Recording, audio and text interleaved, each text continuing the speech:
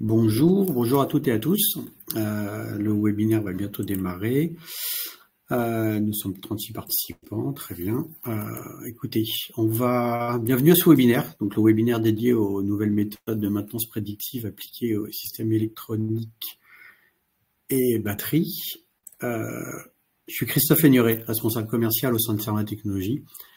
Donc ce webinaire est organisé par Serma Technologies grâce à notre directrice de communication Florie Bousquet, et sera piloté par Vincent Martinez, responsable du pôle de compétences fiabilité. Durant l'intervention de notre expert, Vincent Martinez, vous pourrez poser vos questions au travers du chat de la plateforme. Nous y répondrons à la fin de la présentation de Vincent en fonction du temps restant et puis la pertinence de certaines questions qui seront redondantes au sein du chat. Donc n'hésitez pas à communiquer à travers le chat sur ces demandes, ces questions. Je pense qu'on peut commencer. Vincent, si tu veux lancer la présentation, je vais commencer par une présentation rapide du groupe Serma, avec un petit focus sur Serma Technologies.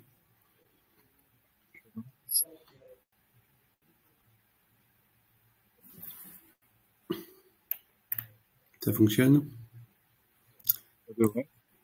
Ça devrait, ça arrive.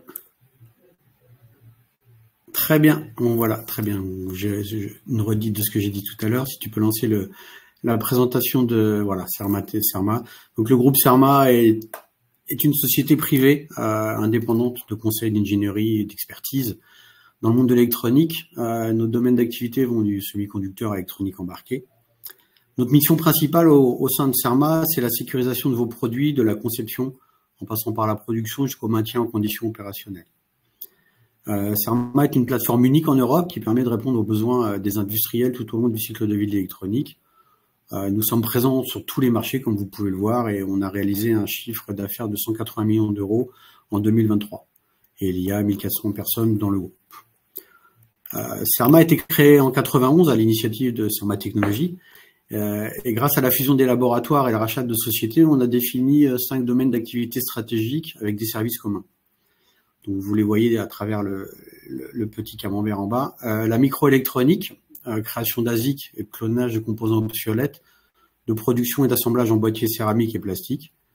L'ingénierie des systèmes embarqués, bureau d'études électroniques avec de l'assistance technique, du développement et de la production de cartes ou de systèmes et un centre de réparation. La sûreté et cybersécurité des systèmes, de l'expertise, du conseil en cybersécurité, en sûreté de fonctionnement, où nous proposons de l'analyse de risque, de l'évaluation et de l'audit. Le domaine de l'énergie, accompagnement à l'industrialisation des produits de l'énergie, de la batterie, des chargeurs, avec un centre d'essai de 6000 m² à Pessac qui propose des tests électriques fonctionnels d'endurance et abusifs avec une capacité jusqu'à 2 MW. On va faire un petit focus sur Serma Technologies. Si tu veux bien changer de slide, Vincent. Voilà, Serma Technologies, c'est autour des 6 laboratoires que nous avons entre Pessac, Grenoble, Lyon, Chambéry, Le Sheila et Dallas aux États-Unis, propose son expertise et son savoir-faire sur les composants, cartes, matériaux et systèmes. Les 200 personnes qui réalisent chaque année plus de 8000 analyses sur 7000 m² de laboratoire, et dont certains laboratoires sont accrédités COFRAC depuis 2023. On a les laboratoires physico-chimiques, grâce à une large gamme d'équipements, réalisent des analyses technologiques et de défaillance, mais aussi des analyses de surface. Le laboratoire aux USA, à Dallas, que nous avons acquis en 2023, est spécialisé dans le reverse engineering du semi-conducteur. Le laboratoire de test électrique, qui permet de tester les composants et cartes suivant des standards ou des cahiers des charges spécifiques, en utilisant un large panel d'équipements de tests environnementaux. Les laboratoires énergie, qui grâce à leurs moyens et leurs compétences dans le domaine des batteries, aident nos clients sur des sujets d'ingénierie, en passant par les tests de vieillissement, les tests abusifs, jusqu'au choix et validation de technologies de batterie et de cellules. Et enfin, le pôle conseil, auquel appartient Vincent Martinez, avec son pôle d'experts, le conseil technologique permet à nos clients de fiabiliser leurs produits électroniques. Serma propose des études de fiabilité permettant d'estimer la durée de vie des produits, la résolution de problématiques du type recherche de causes racines ou problem solving. De même, nos experts réalisent aussi des audits technologiques dans un contexte international, des sites de production pour nos clients ou mandatés par des donneurs d'ordre, le cas échéant. Cerma propose des services de gestion d'obsolescence afin que nos clients appréhendent de la meilleure manière les pénuries et contrefaçons de composants électroniques, tel que c'est arrivé il y a 1 an ou 2. Et évidemment, Cerma est un organisme de formation. Ces formations sont réalisées par nos experts dans leur spécialité. Voilà, j'en ai fini avec la présentation de Cerma et de Cerma Technologies. Je vais donc passer la parole à Vincent pour entrer dans le vif du sujet de ce webinaire. Vincent, je t'en prie, prends la main.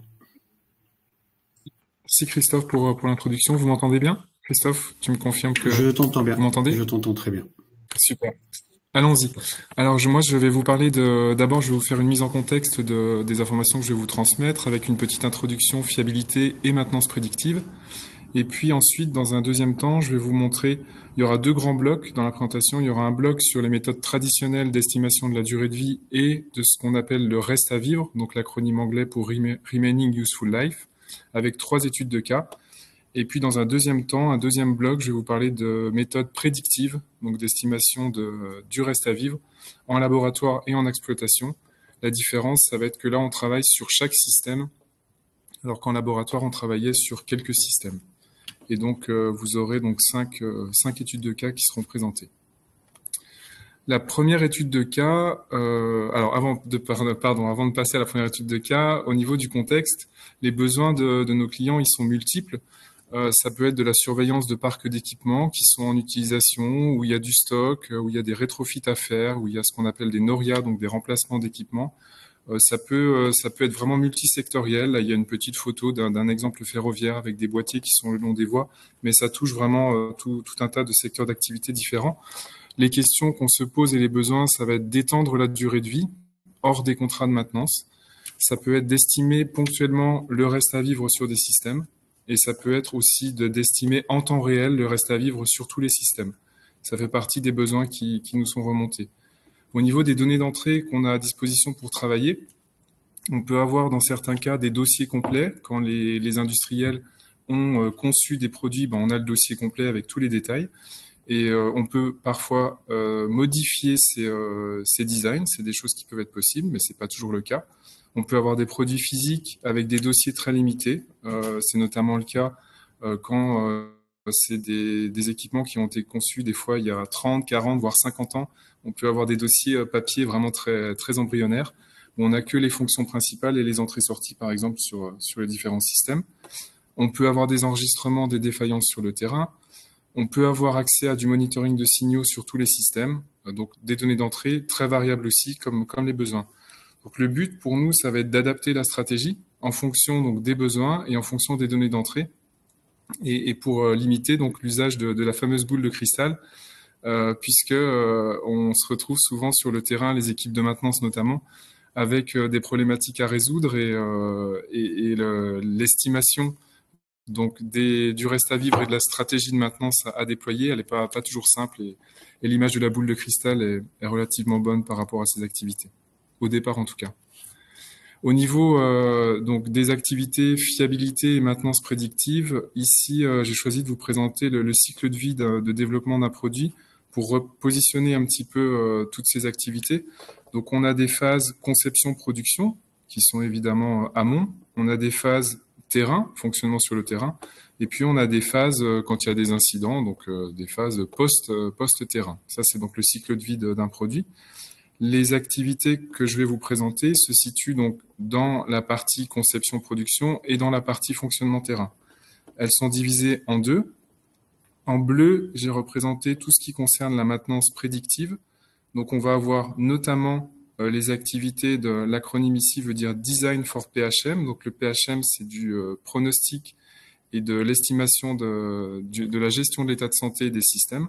Donc on peut faire ça dès les phases de design et on peut faire ça également dans les phases d'utilisation terrain en allant récupérer des signaux. C'est des choses que je vais vous expliquer dans le cadre de cette présentation et en allant estimer en temps réel le reste à vivre sur des systèmes. Concernant les activités de fiabilité, on est plutôt en général dans des activités amont pendant les phases de conception. Et là, on va définir des plans d'essai, réaliser des plans d'essai, robustesse, fiabilité, durabilité, sur mesure, de façon à démontrer les objectifs de fiabilité d'un produit. Donc ça va être deux aspects que je vais vous présenter, la fiabilité et la partie maintenance prédictive. Au niveau rappel fiabilité, une courbe que vous avez probablement déjà tous vue, la fameuse courbe en baignoire. La fiabilité, c'est la probabilité donc qu'un ensemble électronique remplisse une mission dans un environnement déterminé pendant un temps déterminé. Et puis, d'un point de vue purement théorique, on voit souvent donc cette courbe avec un taux de défaillance en fonction du temps sur un système, un taux de défaillance qui est plutôt décroissant au départ avec tout ce qui est défaut de jeunesse, un taux de défaillance qui est constant dans la période de vie utile, donc c'est tout ce qui concerne les défaillances aléatoires, et puis un taux de défaillance qui va remonter en fin de vie avec donc tout ce qui est phénomène de fin de vie ou de wear out en anglais. Ça, c'est la vue purement théorique des fiabilistes sur les systèmes, avec donc deux notions principales. Cette notion de taux de défaillance constant qu'on appelle aussi avec la lettre grecque lambda dans la période donc de vie utile du centre, et puis un taux de défaillance qui remonte, comme je vous le disais, avec tout ce qui est phénomène de fin de vie. C'est comment dire, deux notions essentielles à comprendre quand on parle de fiabilité. Et donc tout ça n'est que théorique. Maintenant, en pratique, qu'est-ce qui se passe pour les équipes terrain? En fait, si on enlève le fait qu'il puisse y avoir de la mortalité infantile et on se dit que ces problèmes-là ont déjà été réglés, que ce soit par du déverminage ou d'autres actions qui ont été mises en place et qu'on n'en a pas, on se retrouve avec un lambda qui n'est pas constant, qui peut être légèrement fluctuant, plus grand ou plus petit que celui qu'on avait estimé. Et puis, ce qu'on demande aux équipes terrain, c'est arriver ici, on a des systèmes qui sont dans la nature depuis quelques années, quelques dizaines d'années parfois, et on a donc ce retour d'expérience sur tout ce qui s'est passé sur ces systèmes, ce taux de défaillance qu'on peut estimer par rapport au retour d'expérience. Et puis, on va devoir conclure sur qu'est-ce qui va se passer derrière. Est-ce que ça va rester constant? Pendant combien de temps? Est-ce qu'il va y avoir une remontée rapide du taux de défaillance? Est-ce qu'on peut avoir des problématiques de remplacement de matériel notamment? Et donc, il faut prendre des décisions à partir d'un instant ici qui est figé dans le temps et essayer de prédire ce qui va se passer derrière. Donc, prédire ce qui va se passer derrière, ça veut dire quoi? Ça veut dire prédire le fameux reste à vivre, donc remaining useful life, et essayer de déterminer si cette remontée, donc ces phénomènes d'usure, ils vont se passer quelques semaines ou quelques mois après la période d'observation, ou alors ils vont se passer bien plus tard, bien après notre objectif de durée de vie qui est représenté par ce trait rouge. Donc le but de tout ça, c'est d'essayer d'estimer où est-ce qu'on va se trouver. C'est pour ça qu'on a cette flèche orange qui représente le reste à vivre. Ça va être important de savoir si on est plutôt du côté gauche, ce qui serait plutôt une mauvaise nouvelle, ou plutôt du côté droit, ce qui serait plutôt une bonne nouvelle, avant d'avoir réellement des problèmes. Donc si je résume un petit peu ce que je viens de vous dire, on a la partie théorique qu'on utilise pendant les phases de conception et de validation, et puis en pratique, on est plutôt sur des courbes qui ressemblent à ça, et c'est ce que les équipes terrain ou de maintenance vont avoir sous la main pour travailler. Au niveau des outils dont on a besoin pour répondre à ces problématiques et répondre aux questions que je viens de vous présenter, on va avoir besoin de comprendre les technologies des composants, tout ce qui est physique de la défaillance. Donc la physique de la défaillance, j'ai choisi de vous prendre un extrait ici d'une publication sur un condensateur film avec les différentes causes, design, process ou utilisation, les modes de défaillance, leurs effets et les conséquences. La physique de la défaillance, en fait, c'est d'être capable sur chacun des composants de créer ce type de diagramme. Et puis, non seulement d'être capable de créer ce type de diagramme, mais également, d'un point de vue physique, d'aller chercher les défauts physiques dans les composants. Donc là, j'ai pris également un exemple d'un condensateur film sur lequel on avait du corona par les signatures physiques sur les films. On est capable de remonter à ce type de défaut et donc la signature du défaut.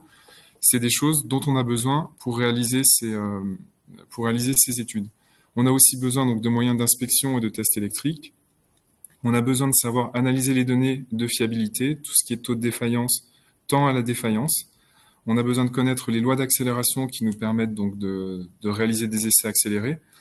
On peut aussi s'appuyer sur de la data science et de l'intelligence artificielle. Vous aurez un exemple à la fin de la présentation. Et puis, pour tout ce qui est maintenance prédictive, on a besoin de connaître toute la méthodologie donc, de PHM que je vais vous présenter à la fin de cette présentation. C'est la boîte à outils de tous les moyens nécessaires pour réaliser ces études. Au niveau donc d'un petit logigramme pour se fixer les idées, je vous ai présenté au début, on a des besoins donc et des données d'entrée qui sont multiples. On peut choisir d'aller vers des méthodes plus traditionnelles, avec notamment de l'analyse de données et des mesures. Donc ça, ce sera un premier cas de figure que je vous présenterai. Un autre cas où on est passé plutôt par de la mesure et des essais. Et puis en face, on va avoir tout ce qui est méthode prédictive avec donc du design pour PHM, des modèles d'abord laboratoire puis des modèles terrain. Et puis on a une autre étude de cas où on ira directement sur des modèles terrain en méthode prédictive. Donc pour revenir au sommaire, on va passer à la première étude de cas. On est sur du matériel ferroviaire, du matériel roulant ferroviaire, et on est en phase de conception. Donc le contexte, c'est la conception de convertisseurs de puissance pour la traction ferroviaire. Le besoin était de démontrer expérimentalement des durées de vie qui étaient au-delà de 30 ans. Et en données d'entrée, on avait la chance d'avoir un dossier précis puisqu'on travaillait avec les équipes de conception. Le profil de mission était également connu, ainsi que les objectifs de fiabilité en termes de durée de vie et de taux de défaillance. Et on avait des équipements physiques. Donc dans cette étude, on a d'abord fait une analyse de risque pour identifier les composants qui étaient à durée de vie limitée. On a défini un plan d'essai avec des lois d'accélération. On a réalisé des essais. Donc là, dans les exemples que vous voyez, il y avait notamment des composants BGA qui étaient inclus sur cette carte. On avait identifié ces composants comme étant à risque vis-à-vis du profil de mission et vis-à-vis du cyclage thermique, notamment sur 35 ans. Donc on a réalisé les essais. Pendant les essais, on a eu ce qu'on cherchait et ce qu'on attendait, des cracks au niveau des BGA qui sont apparus. On a été capable donc de modéliser, d'analyser les temps à défaillance sur chacune des cartes qu'on a testées, donc avec des analyses type Vébule. Et ce qui nous a permis, en sortie de cette étude, de vérifier le taux de défaillance à 35 ans, grâce à cette analyse Vébule. Ça nous a aussi permis de détecter donc les phénomènes de fin de vie qu'on avait anticipés via notre analyse amont sur les technologies qui étaient utilisées. Et puis ça nous a également permis sur cette étude de comparer la fiabilité sur des composants avec différents underfill, puisque c'était un des sujets aussi qui était mené en parallèle, donc de l'underfill qui était sous ces composants BGA, pour voir un peu l'effet bénéfique ou non de mettre de l'underfill par rapport à ces problématiques de crack dans les joints en cyclage thermique. Donc ça, c'était une première étude de cas sur donc une phase de conception d'un produit électronique par rapport à l'estimation de sa durée de vie et donc du taux de défaillance à 35 ans qu'on pouvait obtenir sur ce type de produit. La deuxième étude de cas que je vais vous présenter, ça concerne du ferroviaire et c'est plutôt des équipements qui sont sur les voies. Donc, au niveau du contexte, ils sont sur le terrain depuis plusieurs dizaines d'années. Il y a plusieurs dizaines de milliers de produits de références variées de différentes générations qui sont sur le terrain. Il y a de la maintenance, des remplacements et des NORIA qui sont toujours complexes parce que c'est difficile de faire des arrêts temporaires de service. Les localisations, elles sont multiples. Donc ça, c'est le contexte client. Et au niveau du besoin, il faut gérer ce parc d'équipements et il faut planifier les remplacements. Donc c'est ce qu'on appelle le maintien en condition opérationnelle de tous ces équipements. Au niveau des données d'entrée, on a accès à des statistiques de défaut terrain. On a de la visibilité sur le parc et le stock existant. On a à disposition un dossier de ces équipements, mais je l'ai mis entre parenthèses un dossier ancien, donc du dossier papier pas toujours très précis. Et puis on a à notre disposition des équipements physiques. Donc au niveau de la méthodologie et des résultats, on a dans un premier temps fait de l'analyse de taux de défaillance en fonction des années pour voir si on avait une augmentation ou quelle était la variation du taux de défaillance en fonction des années. On a également réalisé de l'analyse de Vébule pour voir au niveau des temps à la défaillance, est-ce qu'on était plutôt à lambda constant ou est-ce qu'on était plutôt avec un taux de défaillance croissant. En l'occurrence, quand on regarde les temps à la défaillance sur ces produits-là, c'était plutôt des défauts de jeunesse, puisqu'il y a en fait une partie des défauts qui étaient liés quand on remplace des équipements à la réinstallation sur les voies, qui est pas toujours simple et qui fait qu'on a pas mal de défauts, enfin plus de défauts de jeunesse en tout cas sur ces produits-là. Dans un deuxième temps, au niveau des résultats, donc on a identifié les composants à durée de vie limitée et puis les mécanismes de défaillance sur ces composants. Donc un petit exemple de quelques composants, technologies et mécanismes de défaillance qu'on a identifiés sur ces produits. En parallèle de tout ça, on a réalisé des inspections physiques ainsi que des inspections, des mesures électriques sur les composants pour aller s'assurer de leur état de vieillissement, donc sur des produits qui avaient vieilli sur le terrain. Et puis enfin, la dernière partie de cette étude a cherché du coup, comment dire, donc là vous avez les années sur le terrain et vous avez ici le nombre d'équipements qui est considéré comme actif. Donc c'est un nombre d'équipements qui va être décroissant en fonction des années puisqu'il y a des remplacements qui sont réalisés. Et on va chercher également à croiser ces données-là avec les équipements qui sont disponibles, qui concernent finalement tout ce qu'il y a encore en stock et en cours de réparation. Les cinétiques sur ces deux types d'équipements, elles ne sont pas les mêmes et elles permettent de savoir, au moment où ces deux courbes se croisent, à quel moment on va avoir des problèmes de maintenance et de remplacement des équipements terrain. Et là, en l'occurrence, dans l'étude, on avait trouvé que les problématiques allaient arriver dans le pire des cas, dans les années 2035 et dans le meilleur des cas, autour des années 2050. Donc c'est ce que ce type d'étude a permis à la fin de générer comme conclusion. C'est-à-dire que donc, le niveau de fiabilité, il est acceptable en regard des capacités de maintenance. On n'avait donc pas d'accélération des dégradations dans le temps et on avait un maintien en conditions opérationnelles qui était assuré au moins pour les 20 prochaines années. C'était la sortie de toute cette étude. Le troisième cas que je vais vous présenter, on est dans le domaine de l'énergie maintenant. On est toujours en phase d'exploitation. Donc on a passé les phases de conception, de production. On est en phase d'exploitation. Au niveau du contexte, on a des équipements qui sont sur le terrain de nouveau depuis plusieurs dizaines d'années. Ils servent à surveiller et protéger le réseau électrique.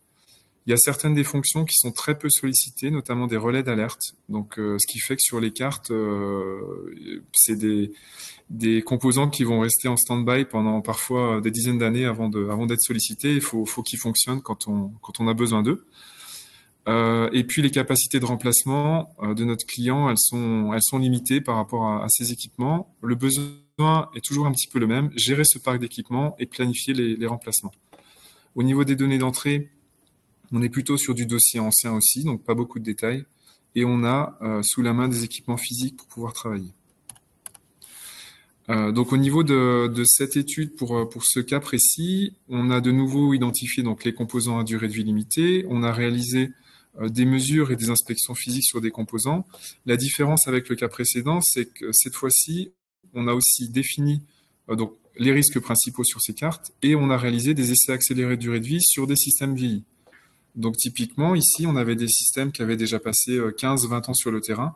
On a réutilisé donc les lois d'accélération classiques pour définir des essais de durée de vie donc encore une fois sur des systèmes vieillis. Ces essais nous ont permis donc en quelques mois de simuler 15 années supplémentaires et de s'assurer qu'au bout de ces 15 années supplémentaires, on n'aurait pas de phénomène d'usure qui arriverait. Donc c'était la conclusion de cette étude. Pour réaliser ça, on a fait sur ces systèmes des mesures fonctionnelles. On a fait aussi du prélèvement et de l'analyse physique sur des composants et des mesures spécifiques composants sur tout ce qui est composants à durée de vie limitée. On est allé regarder tout ce qui est résistance de contact sur de la connectique ou sur des relais. On allait regarder sur des ESR, sur des capaces chimiques notamment.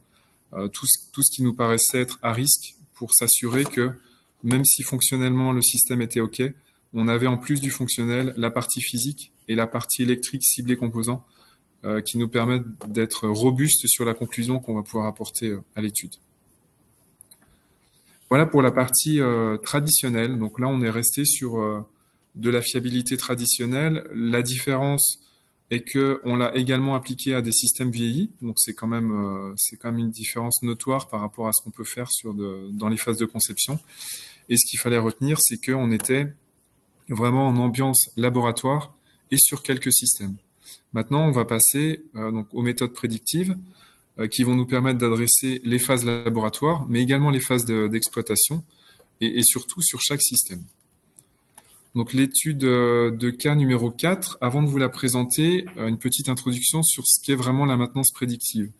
Donc il y a des concepts qui existent depuis les années 2000, notamment le concept de health monitoring, donc pour surveillance de l'état de santé, et le concept de PHM pour le pronostic et gestion de la santé.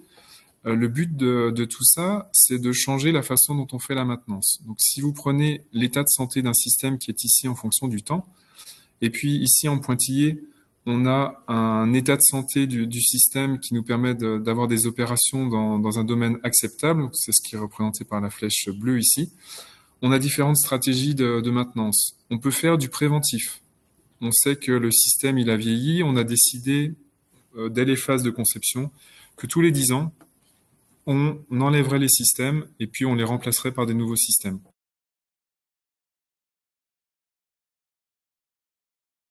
C'est du préventif. On ne sait pas tout du système, mais on a décidé, a priori, de changer tous nos systèmes tous les 10 ans. On peut faire du correctif. Le correctif, on attend que ça casse, et au moment où ça casse, on va aller le changer. Mais bien sûr, ça ne peut pas répondre à tous les besoins. Parfois, attendre que ça casse et pas savoir où ça va casser, ni quand ça va casser, ça pose d'énormes problèmes au niveau logistique et maintenance. Et puis, bien sûr, on a le cas du prédictif.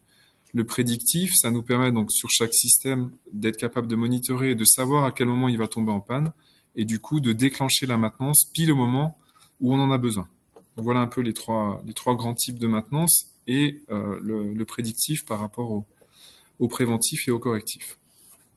Donc évidemment, ce que ça permet de faire le prédictif, c'est d'optimiser la maintenance, d'optimiser la planification et les coûts liés à la maintenance, d'optimiser également la disponibilité des équipements. Et puis, ce que ça permet également de faire, c'est que on se laisse une opportunité plus grande de changement des sous-ensembles qui sont en fin de vie, puisque en s'arrêtant à un endroit précis et puis en connaissant les cinétiques de vieillissement et les sous-ensembles qui sont à l'origine de la dégradation de l'état de santé, on peut potentiellement aller changer des sous-ensembles, par exemple des modules IGBT qui seraient dans un ensemble de puissance pourraient être changés, si on a fait l'étude amont montrant que c'était eux les responsables de l'état de santé de ce système-là, ça nous permettrait de changer ce sous-ensemble parmi un système plus complexe. Au niveau des raisons d'être de la maintenance prédictive, pourquoi on a besoin de faire ça, pourquoi on peut être intéressé pour faire ça. En fait, il faut savoir que même si on fiabilise de l'électronique, donc là il y a un autre acronyme RGP, c'est pour l'acronyme anglais pour Reliability Growth Plan, mais c'est pour un plan de croissance de fiabilité, donc développer des essais pour fiabiliser ces produits, même si on a fait du travail de qualité, on pourra toujours avoir des défaillances. Pourquoi ? Parce que les systèmes, ils sont pas tous égaux. Là, on fait une petite analogie avec les êtres humains. Ici, on a un marathonien qui a plus de 90 ans et qui est capable de finir un marathon.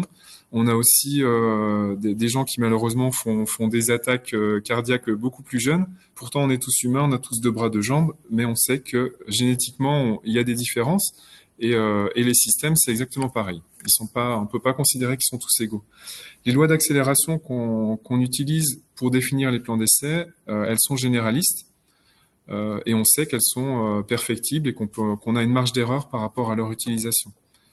Sur le terrain, on peut avoir des facteurs de stress qu'on n'a pas prévus dans nos plans de fiabilisation. Ça peut toujours arriver. Il y a toujours des choses exotiques. C'est encore plus vrai pour tout ce qui est objet portatif ou ce type de produits sur lequel la façon dont les utilisateurs vont les utiliser est pas toujours prédictible en amont. Et puis enfin, on peut avoir des interactions entre les sous-systèmes au niveau du système qu'on n'a pas forcément prévu quand on a fait toute la fiabilisation des sous-systèmes. Au niveau des raisons qui peuvent nous engager sur la voie de la maintenance prédictive, on peut avoir aussi en tant qu'utilisateur des envies d'utiliser des systèmes au-delà de la période de garantie, mais en maîtrisant le risque. Donc si on veut faire ça, on est quand même obligé de savoir ce qu'on fait et jusqu'où on peut aller. Et puis enfin, La dernière raison dont j'ai déjà parlé, c'est tout ce qui est coût de maintenance, optimisation de la disponibilité, et puis monitoring temps réel sur chaque système, ce qui permet d'attraper aussi tout ce qui est défaut aléatoire qui n'est pas attrapable par d'autres moyens de fiabilisation classiques. Au niveau donc de la maintenance prédictive, il y a plusieurs phases dans son implémentation. On a pendant les phases de design et validation, on a donc tout ce qui est plan de croissance de fiabilité qui est réalisé en parallèle des activités donc de surveillance de l'état de santé. Il y a un autre acronyme, désolé, il y a beaucoup d'acronymes dans cette présentation, mais là le POF est pour la physique de la défaillance. Donc là on est en phase encore laboratoire et design. Une fois qu'on va avoir donc surveillé l'état de santé pendant des essais laboratoires qui vont chercher à faire vieillir les équipements, on va avoir des premiers modèles de PHM qu'on va pouvoir bâtir, des premiers modèles laboratoires. Et puis, on va passer dans une deuxième phase ensuite d'exploitation en utilisation.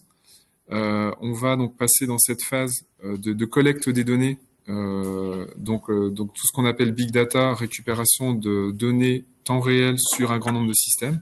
Et puis enfin, on a une dernière phase où on peut utiliser de l'intelligence artificielle, puisque là, on a les systèmes eux-mêmes qui seront capables de modifier leurs algorithmes. Donc là, c'est la dernière phase de l'implémentation de tout ce qu'on peut réaliser en maintenance prédictive. Revenons du coup à l'étude de cas que je souhaitais vous présenter. On est donc sur une batterie aéronautique. Au niveau, pardon, il y a une petite erreur, je me rends compte en le lisant. On est sur une batterie aéronautique. On cherche à prédire les défaillances sur cette batterie et d'être capable d'intervenir en amont des défaillances sur cette batterie.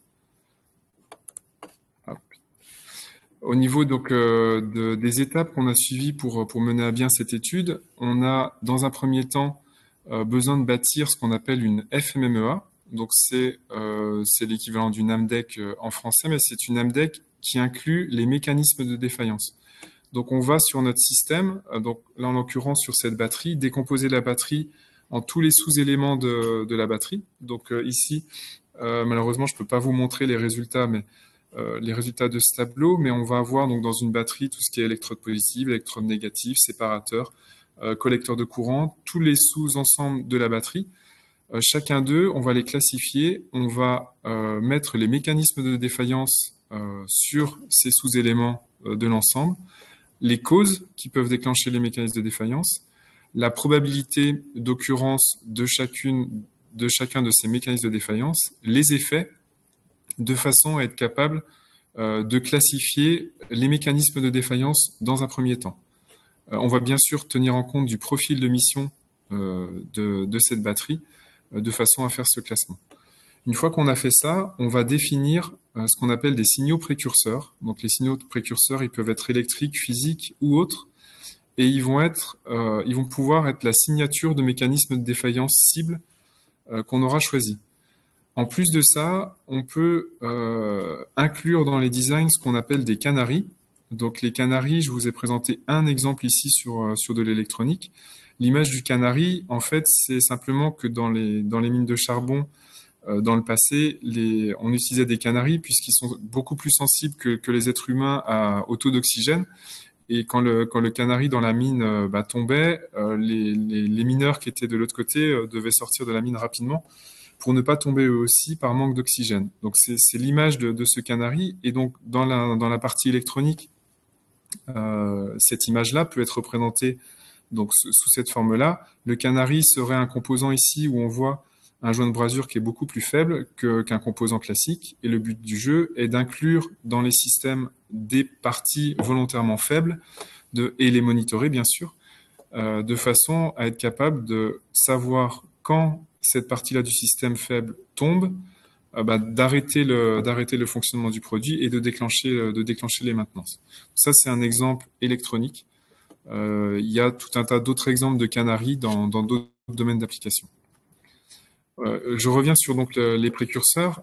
Une fois qu'on a identifié les précurseurs, on va s'intéresser au retour sur investissement. C'est-à-dire que chacun des mécanismes de défaillance qui a été identifié, on va mettre le précurseur. La confiance qu'on a dans le précurseur qui a été choisi, mais surtout aussi une notion qui est très importante, la facilité avec laquelle on peut implémenter ce précurseur sur le système. Et ce n'est que la combinaison de tout ça qui va nous permettre de choisir la liste de précurseurs finale qu'on va implémenter dans le système et qu'on va monitorer en temps réel. Au niveau de ces précurseurs, un petit commentaire, c'est évidemment beaucoup plus facile d'intervenir pendant les phases de développement, puisqu'on a encore de la flexibilité pour aller introduire des capteurs à différents endroits d'un système. Ça peut aussi être fait donc pendant les phases de vie série, mais c'est plus difficile puisqu'il y a beaucoup plus de choses qui sont déjà figées sur un produit série. Donc une fois qu'on a identifié nos précurseurs, priorisé nos précurseurs, on commence à réaliser des essais, donc qui peuvent être réalisés soit en laboratoire pendant les phases de développement, soit pendant les opérations. Et puis on va récupérer des données, classifier les données, les systèmes sains, les systèmes dégradés, faire de la régression, entraîner des modèles, et puis petit à petit améliorer les algorithmes, que ce soit en laboratoire ou sur le terrain. Ici, je vous ai présenté un exemple de ce qu'on a pu obtenir en phase laboratoire. Vous avez sur l'échelle ici des Y le signal précurseur qu'on avait choisi de suivre. Ici, vous avez le temps de charge sur la batterie qu'on a étudié. Et puis ici, vous avez le nombre de cycles de charge-décharge qui a été effectué sur cette batterie. Donc finalement, ici, on a un vieillissement progressif de la batterie en fonction des charges et des décharges qu'on a fait. On voit que le signal qu'on avait choisi se déforme. On a grossièrement des grosses vagues avec une belle amplitude dans les phases de vie, au début de la vie de la batterie. Et puis plus on va avancer, plus ces vagues vont s'écraser et plus on va être finalement assez plat en fin de vie de la batterie. Donc quand on voit ça, on s'aperçoit que le signal précurseur, on voit déjà visuellement qu'il y a de l'information, dans ce signal. Et le résultat qu'on a réussi à obtenir, c'est qu'en fait, à partir de ce signal précurseur, en quelques minutes, en fin de charge, donc on est plutôt sur cette partie que je représente avec mon laser, mon pointeur laser ici. En quelques minutes en fin de charge, on est capable d'avoir l'information précise de l'état de santé de la batterie, simplement par cette étude à partir du signal précurseur qu'on avait choisi. Donc c'est vraiment une grosse modification par rapport à l'état de l'art sur ce type de technologie. Voilà pour l'exemple donc sur les batteries. Et puis donc en phase d'exploitation, donc là on a plusieurs projets en cours sur cette année. Donc c'est pour ça que le slide s'appelle en cours de construction. Le but, ça va être donc d'estimer le reste à vivre sur chaque système en temps réel, donc pour optimiser la maintenance. On travaille sur des systèmes qui peuvent être anciens, donc on est aussi capable de faire une partie reverse engineering premier niveau pour traiter ces sujets. Le monitoring, bien sûr, il peut être temps réel, il peut aussi être ponctuel. On aura moins d'informations avec un monitoring ponctuel, mais on a des sujets où on a des points intermédiaires où on récupère du signal sur chaque système jusqu'à défaillance. Donc, c'est également possible de traiter de cette façon-là. Et au niveau méthodologie, on va utiliser du traitement de données en analysant tout ce qui est tendance. Il y a pas mal de pré-processing à faire aussi sur ces signaux. On va utiliser ce qu'on appelle des attributs, qui sont des caractéristiques précises des signaux, avec quelques exemples ici qui sont simples, moyenne écart type des transformés de Fourier. On va chercher sur les systèmes à détecter des anomalies, on va chercher à diagnostiquer, à classifier tous ces signaux, et bien sûr, on va chercher à entraîner, à modéliser le reste à vivre à partir des données qu'on aura obtenues. Ça, c'est les activités qui sont en cours sur plusieurs produits électroniques cette année. En conclusion, donc ce qu'on utilise pour toutes ces activités et l'ADN de Cerma Technologies, c'est bien sûr la technologie et la physique de la défaillance sur les composants, les batteries, le photovoltaïque dont je n'ai pas parlé aussi, et puis même les piles à combustible. On a besoin d'avoir des compétences multiples autour de tous ces métiers de façon à être capable de mener ces études, puisqu'on ne peut pas faire ça avec juste un angle d'attaque. C'est ce que j'ai essayé de vous présenter dans la partie boîte à outils. Donc on est capable d'accompagner, de définir des stratégies de maintenance sur mesure en fonction des objectifs et des contraintes projet, donc ce qui inclut la partie prédictive. Et le but de tout ça, c'est de transformer donc la fameuse boule de cristal dont je parlais au début de la présentation en des décisions qui sont basées sur des faits techniques, que ce soit des observations et de physique et électrique sur des composants, que ce soit du traitement de données, et combiner tout ça, la partie donc physique de la défaillance avec la partie traitement de données, nous permet de répondre à ces problématiques. J'en ai terminé avec ma présentation. Je vais vous laisser intervenir et poser des questions. J'ai mis mon contact ici à la fin pour terminer. Merci Vincent, c'était très intéressant. On voit bien la compétence et la technologie associée à tout ça. Il y a eu quelques questions pendant la présentation. Donc sur la présentation, elle n'est pas partagée, mais il y a un replay qui sera disponible en ligne. Comme ça, vous aurez l'occasion de le revoir. Première question, Vincent, pour le cas numéro 1, combien de temps ont duré les tests pour valider les 30 ans de durée de vie et combien il a fallu d'échantillons pour pouvoir faire tout ça? Alors, pour le cas numéro 1, si je me rappelle bien, c'était le cas du convertisseur de puissance ferroviaire. Combien de temps de mémoire il a fallu entre 3 et 4 mois? C'est une bonne question parce qu'en plus, sur cette problématique, je suis en train de faire des bêtises avec mon écran, je vais rester là-dessus. Sur cette problématique, on avait fait, avant de faire les essais de durée de vie, on avait fait de la robustesse sur ces produits, ce qui nous avait permis de voir que les marges en température étaient très importantes sur ce produit. Et donc, pour être capable de faire 35 ans, ce qui est très très long à simuler, on avait choisi également de faire un essai de vieillissement accéléré où petit à petit, on montait en température pendant l'essai de façon à cumuler des années de durée de vie et de petit à petit prendre de plus en plus de risques de façon à arriver aux 35 ans le plus rapidement possible et en prenant des risques de façon progressive. Donc, pour répondre vite, on avait fait entre 3 et 4 mois avec des températures qui montaient crescendo et on avait fait ça sur, de mémoire, une dizaine de produits pour répondre à la question. Très bien. Je pense que tu as répondu à la question. Une autre question, préférez-vous utiliser des modèles basés sur des modèles ou basés sur des données? Sur des modèles ou sur des données, je ne sais pas si la personne peut... Est-ce qu'on parle peut-être de modèles physiques avec des équations mathématiques? J'essaye d'interpréter la question. Modèle physique avec des équations mathématiques ou sur les données? Modèle physique. Modèle physique. Ouais. Ok, donc c'est bien ça. On essaye toujours d'avoir les deux approches, de pas en écarter l'une ou l'autre. Dans le domaine notamment des batteries sur lesquelles on a travaillé les dernières années, on se rend compte que les modèles physiques, finalement, c'est assez difficile puisque dans les batteries, c'est un peu, il y a quand même beaucoup de cuisine et c'est difficilement prédictible. Dans le domaine plutôt de l'électronique, là, c'est un peu plus connu. Les modèles sont un peu plus robustes et prouvés, j'ai envie de dire. Et là, on est plutôt sur des modèles physiques. Ça dépend en fait du contexte. En tout cas, on essaye de toujours considérer les deux et de pas partir juste sur une approche et d'oublier l'autre. Ok, je pense que c'est clair. Une autre question, je reprends un peu, je déroule un peu. Dans le cas numéro 4, que signifie plus exactement l'état de santé d'un système sur votre graphe? Dans le cas numéro 4... L'état de santé. Je pense que c'était avant. Ici, sur celui-ci, oui. Je pense que c'était celui-ci. Je pense. Je n'ai pas trop de précision.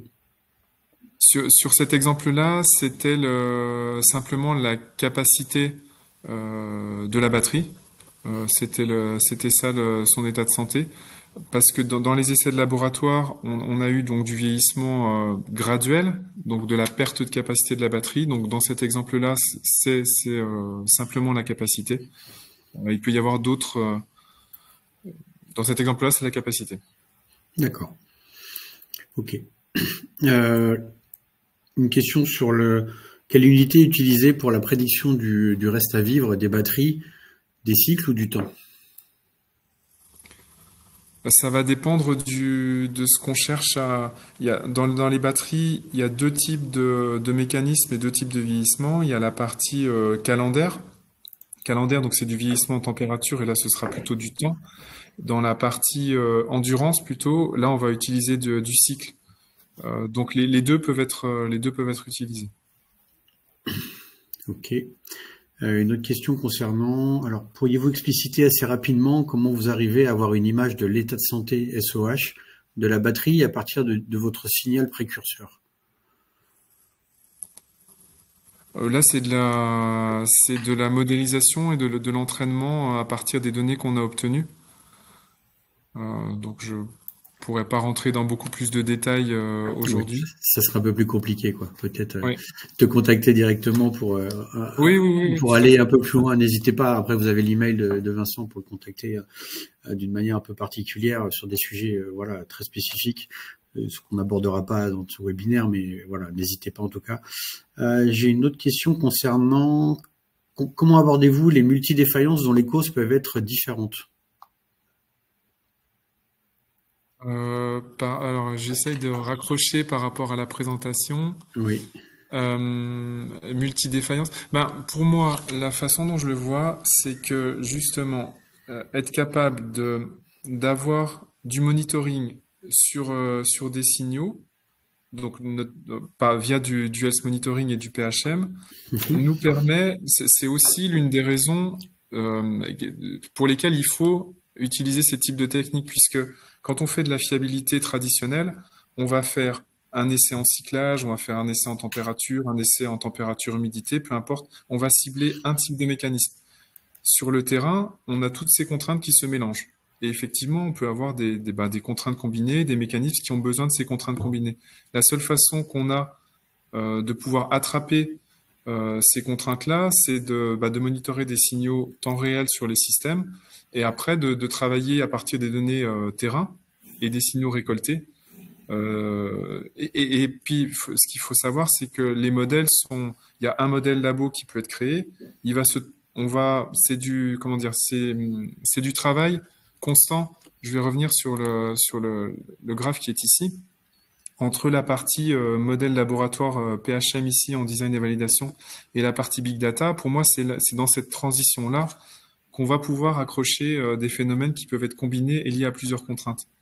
Et la seule façon d'y arriver, c'est d'avoir accès à des signaux et de les monitorer en temps réel. Et après, une fois qu'on a des défaillances, qu'on les a analysées, on s'est rendu compte que c'était lié à plusieurs contraintes, bah là, on peut commencer à modifier les algorithmes et en tenir compte. Ok.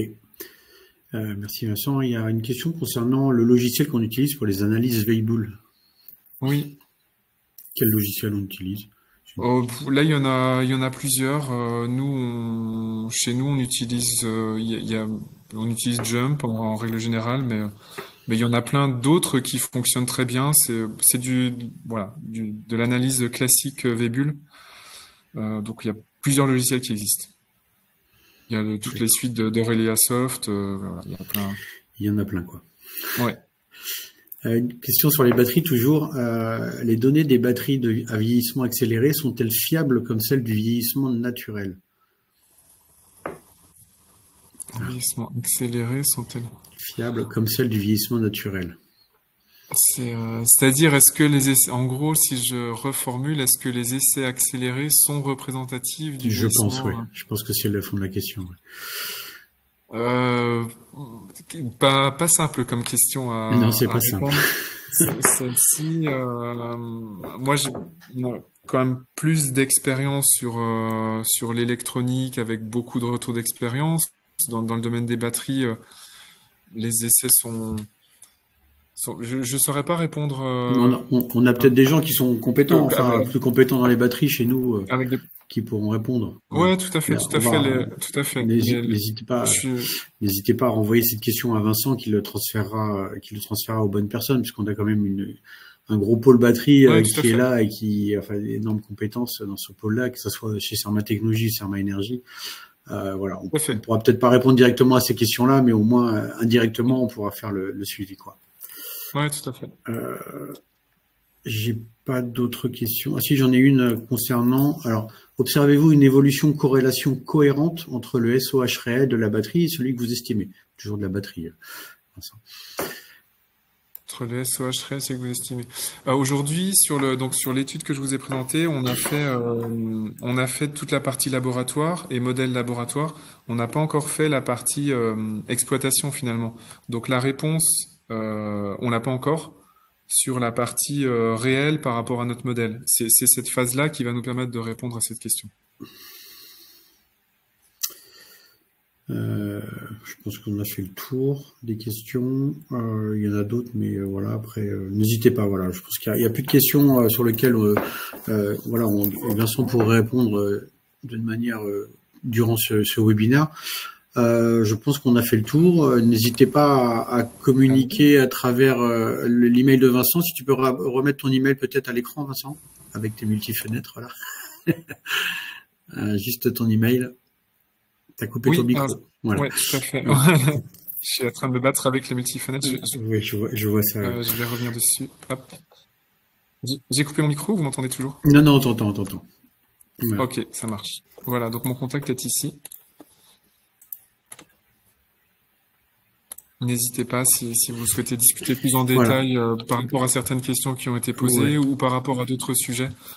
N'hésitez pas, voilà. Envoyez vos questions à Vincent, il les relaiera en interne ou il les répondra directement sans problème. Donc comme je l'ai dit, voilà, tu as plein de remerciements sur ta présentation, Vincent, donc c'était une très bonne présentation. Voilà, n'hésitez pas, il va être disponible en replay d'ici peu. Je pense qu'on a fait le tour, on est arrivé au chrono, on est bon. Je pense qu'on peut conclure voilà, sur cette présentation. Merci à tous et à toutes pour votre implication, pour votre participation. Et je vous dis à bientôt pour un nouveau webinaire de Cerma Technologies ou du groupe Cerma. Merci à tous. Au revoir. Au revoir.